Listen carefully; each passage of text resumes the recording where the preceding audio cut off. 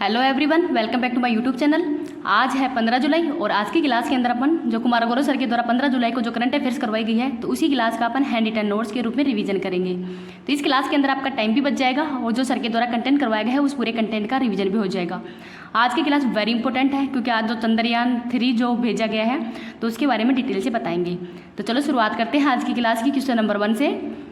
चंद्रयान 3 को किस रॉकेट से ही सफलतापूर्वक प्रक्षेपित किया गया है? तो जो LVM-3M4 रॉकेट है उसके द्वारा ही प्रक्षेपित किया गया है। तो किसके द्वारा किया गया है प्रक्षेपित? तो इसरो के द्वारा ही किया गया है। अब इसरो के बारे में देख लेते हैं। इसरो की स्थापना 15 अगस्त 1969 में की गई है। हेडक्वार्टर बेंगलुरु में है और इसके वर्तमान में हेड है एस सोमनाथ। चंद्रयान 3 है, इसको कहाँ से लॉन्च किया गया है? तो सतीश धवन अंतरिक्ष केंद्र श्रीहरिकोटा आंध्र प्रदेश से ही इसको लॉन्च किया गया है। और कौन से रॉकेट से लॉन्च किया गया था? तो LVM-3M4 जिसको कि बाहुबली नाम से भी जाना जाता है, इस रॉकेट के माध्यम से ही लॉन्च किया गया है। कब लॉन्च किया गया था? तो 14 जुलाई 2023 को ही इसको लॉन्च किया गया है। तो इसको भी याद रख लीजिएगा। अब देखते हैं कि चंद्रयान 3 को लॉन्च किया गया है। तो चंद्रयान फर्स्ट है, उसको कब लॉन्च किया गया था?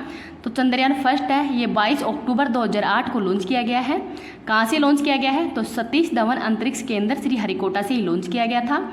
और इसके अंदर जो ऑर्बिटर मिशन है जो कि चारों तरफ चक्कर लगाता है चांद के, तो भेजा गया था। तो इसका संपर्क टूट जाने के कारण ये मिशन है वो सफल नहीं हो पाया है।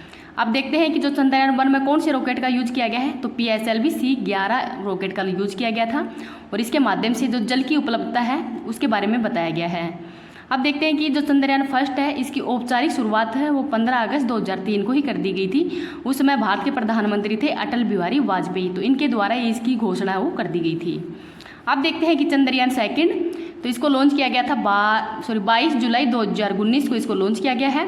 कौन से रॉकेट के माध्यम से? तो GSLV-M के थर्ड रॉकेट के माध्यम से ही लॉन्च किया गया था। वजन कितना था? तो 3850 kg इसका वजन है और इसके अंदर ऑर्बिटर, लैंडर विक्रम और रोवर प्रज्ञान है। इनका मतलब ये भेजे गए थे, ऑर्बिटर, लैंडर और रोवर है ये भेजे गए थे। और ये दक्षिण ध्रुव पर ही सॉफ्ट लैंडिंग से 2 किलोमीटर पहले ही इसकी स्पीड बढ़ने से क्रैश हो गया था। चंद्रयान 2 मिशन है ये, तो इसको भी याद रख लीजिएगा। आगे और देखते हैं। चंद्रयान थर्ड मिशन है, ये 14 जुलाई 2023 को ही 2:35 पर ये भेजा गया है और इसका टोटल खर्चा है 615 करोड़ रुपए। और कौन से रॉकेट के द्वारा? तो LVM-3M4 रॉकेट के द्वारा ही लॉन्च किया गया है। वजन है 3900 kg और ये 23 से 24 अगस्त तक ही चंद्रमा पर लैंडिंग करेगा, तो इसको भी याद रख लीजिएगा। अब इसके अंदर 3 मॉड्यूल्स हैं, उनका यूज किया गया है। प्रणोदक model, lander model, rover model. और जो ऑर्बिटर है जो कि चंद्रयान फर्स्ट के अंदर भेजा गया था तो इसके अंदर ऑर्बिटर मिशन है उसको यूज नहीं किया गया है। अब देखते हैं कि चंद्रयान थर्ड है उसमें प्राउड मोमेंट क्या था? तो इसमें चंद्रमा पर ही दक्षिण ध्रुव पर सॉफ्ट लैंडिंग करने वाला भारत वो पहला देश है। और चंद्रमा पर लैंडिंग करने वाले और कौन कौन से देश हैं? तो USA, रूस और चीन। तो USA, रूस और चीन के बाद में ही चौथा देश है वो भारत बन गया है। दक्षिणी ध्रुव पर ही लगभग 70 डिग्री पर यह स्थित स्थान है, तो वहाँ पर ये दक्षिण ध्रुव पर ही भारत की इसको द्वारा लैंडिंग किया गया है। अब ये चंद्रयान है, ये थर्ड है, ये कठिन क्यों था? तो यहाँ पर जो सूर्य की किरण है वो नहीं पहुँचती है, यहाँ पर बहुत सारे गड्ढे हैं और -230 डिग्री सेल्सियस तापमान है, तो इसको भी याद रख लीजिएगा।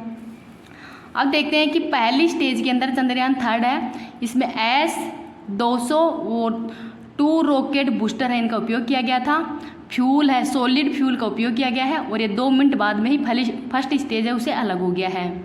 स्टेज नंबर सेकंड, तो ये L110 के द्वारा ही लिक्विड फ्यूल का यूज किया गया है और इसमें विकास इंजन है इसका भी उपयोग किया गया था। स्टेज थर्ड नंबर के अंदर ही C55 के द्वारा क्रायो इंजन है इसका प्रयोग किया गया है। स्टेज 4 के अंदर लैंडर व रोवर तथा 6 पहियों का यूज किया गया था, तो इसको भी याद रख लीजिएगा। अब पे लोड्स हैं वो कौन कौन से यूज किए गए हैं? तो राम्या LP और ये है CHAST ही ये ताप के लिए, ILS ये भूकंप के लिए और चंद्र सतह है ये खनिज तत्वों की प्राप्ति के लिए ही इनको भी यूज किया गया था। चंद्रयान थर्ड में क्या क्या परिवर्तन किए गए हैं? तो इसमें ऑर्बिटर का उपयोग नहीं किया गया है। प्रणोदक मॉडल है, इसमें नेविगेशन की मदद से ही जो सोलर पैनल है वो बढ़ा दिए गए हैं और फ्यूल ज़्यादा यूज किया गया है। अपडेट सॉफ्टवेयर है जिससे कि स्पीड है वो कंट्रोल में रह सकेगी और लैंडिंग के मजबूत कदम रखे गए हैं और लैंडिंग एरिया है उसका भी विस्तार किया गया है। तो जो चंद्रयान 2 के अंदर जो कमी रही थी उसको चंद्रयान 3 के अंदर कुछ सुधार किया गया है। अब देखते हैं कि मंगलयान है उसमें PSLV C-25 जो रॉकेट है उसका उपयोग किया गया था, तो इसको भी याद रख लीजिएगा। नेक्स्ट देखते हैं क्वेश्चन नंबर 2। प्रधानमंत्री मोदी जी को ही किस देश का सर्वोच्च सम्मान नागरिक प्लस में जो सैनिक सम्मान है the Grand Cross of the Legion of Honour से सम्मानित किया है? तो ये फ्रांस का सर्वोच्च सम्मान है। तो भारत के फर्स्ट प्रधानमंत्री बन गए हैं जिनको कि यह सर्वोच्च सम्मान मिला है। और भारत के प्रधानमंत्री के द्वारा ही जो वास्तिल परेड है उसमें भी 14 जुलाई को भाग लिया गया है, तो इसको भी याद रख लीजिएगा। अब देखते हैं ललन टॉप क्वेश्चन। 2023 के अंदर ही प्रधानमंत्री नरेंद्र मोदी जी को और कौन कौन से सम्मान मिले हैं? तो Papua New Guinea, Fiji, Palau, मिस्र और फ्रांस है, इन देशों का भी सर्वोच्च सम्मान मिला है। सूरीनाम का सर्वोच्च सम्मान है और राष्ट्रपति द्रौपदी मुर्मू जी को मिला है, तो इसको भी याद रख लीजिएगा। अब देखते हैं क्वेश्चन नंबर 3। संयुक्त समुद्री बल अभ्यास ऑपरेशन साउदर्स रेडीनेस 2023 के अंदर ही किस भारतीय जहाज की भागीदारी ली गई है? तो INS सुनैया है, इस जहाज की भागीदारी ली गई है। तो ऑपरेशन साउदर्स रेडीनेस 2023 का आयोजन सेल्सस एंड मॉरिशस के अंदर इसका आयोजन किया गया है और यह एक बहुराष्ट्रीय अभ्यास है और भारत की तरफ से इसमें INS सुनैया है, इसके द्वारा भाग लिया गया है और इस अभ्यास का उद्देश्य है समुद्री सुरक्षा बढ़ाना, इसका प्रमुख उद्देश्य है। अब देखते हैं Lalan top question. Operation Kaveri Sudan में चलाया गया था और इसमें भारत की तरफ से INS सुमेधा के द्वारा भाग लिया गया है। ऑपरेशन करुणा म्यांमार में चलाया गया है और ऑपरेशन दोस्त है ये तुर्की व सीरिया के अंदर ही भूकंप प्रभावित क्षेत्र के लिए सहायता पहुंचाने के लिए चलाया गया था।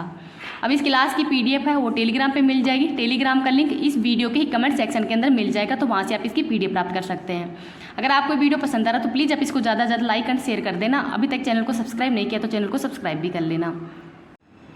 साइक्लोन अभ्यास है ये भारत और मिस्र के मध्य किया गया है, आयोजन राजस्थान में हुआ है। एकता अभ्यास व एकुरन अभ्यास का आयोजन भारत और मालदीव के मध्य किया जाता है। एयर डिफेंडर अभ्यास तो ये नाटो का सबसे बड़ा अभ्यास है वायुसेना का और इसका आयोजन जर्मनी में किया गया है। आगे देखते हैं क्वेश्चन नंबर 4।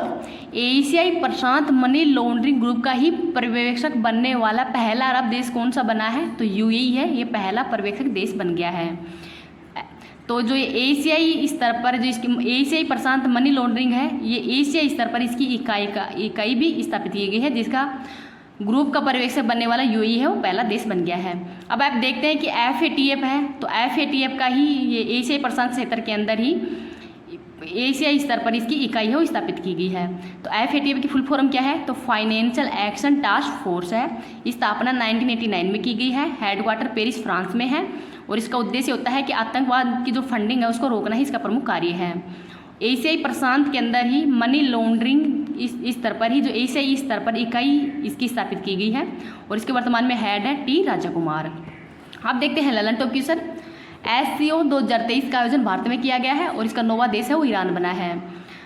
SCO का हेडक्वार्टर बीजिंग चीन में है और इसकी स्थापना है 1996 में की गई थी। यूनेस्को और FATF तथा इंटरपोल का हेडक्वार्टर पेरिस फ्रांस में ही है। आसियान का नवीनतम सदस्य देश 11वां है वो तिमोर लिस्ते बना है।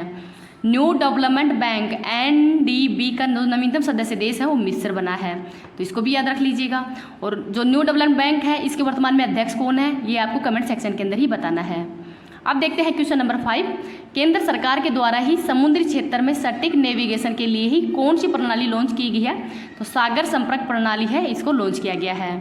तो ये सागर संपर्क प्रणाली है, इसको लॉन्च किसने किया है? तो जहाजरानी मंत्रालय के द्वारा इसको लॉन्च किया गया है और इसका प्रमुख उद्देश्य है समुद्री क्षेत्र के अंदर ही सटीक नेविगेशन के लिए ही इसको लॉन्च किया गया है और यह GPS व ग्लोनास की तुलना में ही यह अधिक सटीक भी है।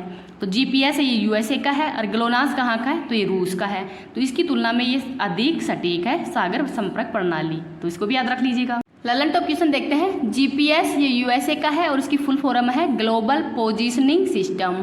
भारत का नेविगेशन सिस्टम है, इसका नाम क्या है? तो नाविक है। GSLV F12 तो इसके द्वारा ही NVS-01 के माध्यम से ही जो नेविगेशन है उसकी सेकंड पीढ़ी का ही फर्स्ट उपग्रह है वो लॉन्च किया गया था। अब देखते हैं क्वेश्चन नंबर 6। प्रवर्तन निर्देशालय ED है इसका काम है मनी लॉन्ड्रिंग को रोकना है, इसका प्रमुख काम है, अर्थात ये काले धन को, वाइट धन का जो करते हैं उनको रोकने का काम करती है ये। तो 2018 के अंदर ही जो निर्देशक बनाया गया था उसके 2 वर्ष का कार्यकाल था 2020 तक ही, तो उसके कार्यकाल को 3 वर्ष के लिए और विस्तार कर दिया गया है। तो सुप्रीम कोर्ट के द्वारा ही उस कार्य को अवैध घोषित कर दिया गया है, अर्थात कानूनी रूप से गलत घोषित कर दिया गया है। ईडी के जो निर्देशक हैं उनको ये अवैध घोषित कर दिया गया है। और ये कौन से मंत्रालय के अंतर्गत आते हैं? तो गृह मंत्रालय, कार्मिक, वित्त मंत्रालय, केंद्रीय सतर्कता आयुक्त। तो ये इसकी जो ईडी के निर्देशक हैं उसकी नियुक्ति की समिति के अंदर ये शामिल होते हैं, तो इनको भी याद रख लीजिएगा। अब देखते हैं ललन टॉप क्वेश्चन। भारत के मुख्य चुनाव आयुक्त कौन है? तो राजीव कुमार हैं। अन्य चुनाव आयुक्त की लिए ही सुप्रीम कोर्ट के द्वारा एक समिति गठन किया गया है जिसमें प्रधानमंत्री, लोकसभा में विपक्ष के नेता और मुख्य न्यायाधीश हैं, ये शामिल होते हैं। सीबीआई के वर्तमान में हेड कौन है? तो प्रवीण सूद हैं। केंद्रीय सतर्कता आयुक्त कौन है वर्तमान में? तो प्रवीण कुमार श्रीवास्तव हैं और संतालन समिति की सिफारिश पर ही केंद्रीय सतर्कता आयुक्त की नियुक्ति की गई थी। परमाणु ऊर्जा आयोग के अध्यक्ष कौन है? तो ए.के. मोहंती हैं। अब देखते हैं क्वेश्चन नंबर 7।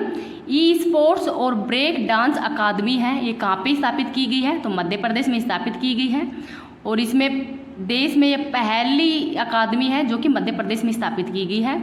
और ओलंपिक व एशियाई गेम्स के अंदर ही ये भाग लेंगे और जो उत्तर प्रदेश के खेल मंत्री हैं यशोधर सिंधिया, उनके द्वारा इसको स्थापित किया गया है। अब देखते हैं ललन टॉप क्वेश्चन। खेलो India university game 3rd number का आयोजन उत्तर प्रदेश में किया गया है और खेलो इंडिया यूथ गेम्स 5वें नंबर के मध्य प्रदेश में किया गया है और इसका शुभंकर है वो आशा है। 17वां प्रवासी भारतीय सम्मेलन का आयोजन इंदौर मध्य प्रदेश में किया गया है। कूनो राष्ट्रीय उद्यान मध्य प्रदेश में है और यहाँ से नामीबिया के जो 8 चीते हैं वो लाए गए थे। अमरकंटक की पहाड़ी से कौन सी नदी निकलती है? तो सोन और नर्मदा नदी है वो निकलती हैं। अब देखते हैं क्वेश्चन नंबर 8। पंजाब कृषि विश्वविद्यालय के अंदर ही मोटापे और मधुमेह को नियंत्रित में रखने के लिए ही विकसित PBWRSI किस्म का संबंध है वो किस फसल से है? तो गेहूँ से है। मोटे अनाज का उत्कृष्टता केंद्र है वो कहाँ पे स्थापित किया गया है? तो हैदराबाद के अंदर ही उसको स्थापित किया गया है। नेक्स्ट देखते हैं ललन टॉप क्वेश्चन। HD3385 किस फसल की किस्म है? तो गेहूं की है। इंसुलिन का स्रावण है वो कहाँ से होता है? तो अग्नाशय ग्रंथि से होता है। ग्लूकोज के अंदर ही कार्बन, हाइड्रोजन व ऑक्सीजन का अनुपात तो C6H12 वो 6 होता है।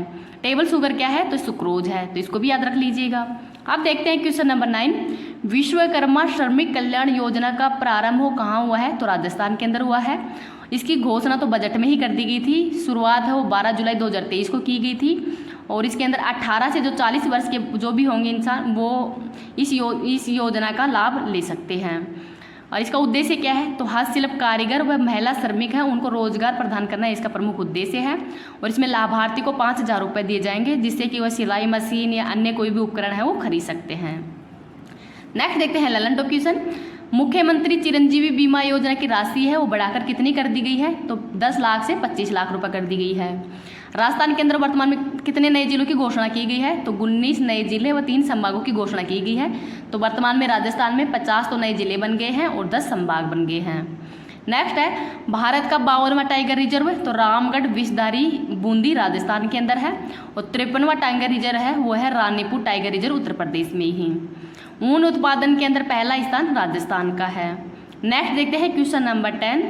कृष्णा द सेवन सेंसस पुस्तक के लेखक कौन है? तो देवाशीष चटर्जी हैं और इसको लॉन्च किया है केरल के राज्यपाल आरिफ मोहम्मद के द्वारा। इस पुस्तक को लॉन्च किया गया है और किसके बारे में लिखा गया है इस पुस्तक में? तो प्रबंधन संबंधी इसके बारे में लिखा गया है, तो ये भी याद रख लीजिएगा। ललन टॉप क्वेश्चन देखते हैं।